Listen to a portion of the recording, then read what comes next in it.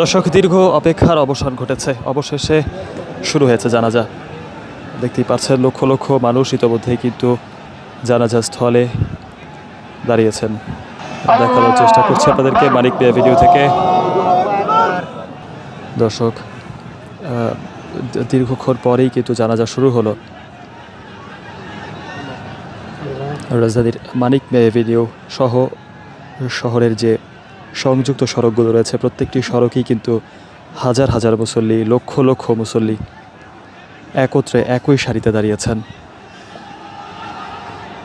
BNP chairperson Begum জিয়ার যে জানাজার নামাজ, সেই নামাজের আজকের খতিব হিসেবে উপস্থিত রয়েছেন জাতীয় মসজিদ বাইতুল মোকাররমের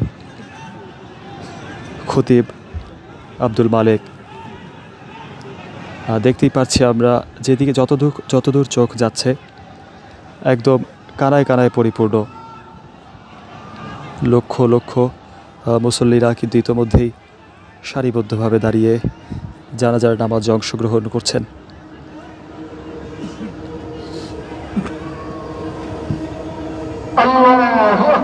আল্লাহু আকবার। আসসালামু আলাইকুম ওয়া রাহমাতুল্লাহ। আসসালামু আলাইকুম ওয়া রাহমাতুল্লাহ। দর্শক, যেমনটা দেখলাম ঠিক জানাজা শেষ হলো।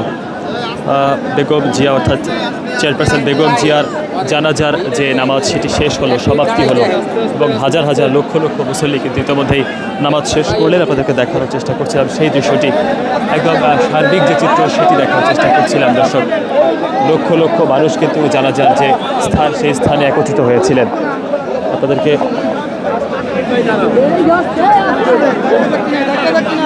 সেফে না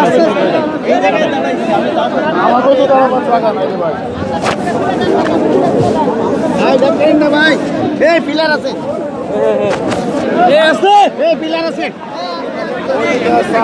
ভাই।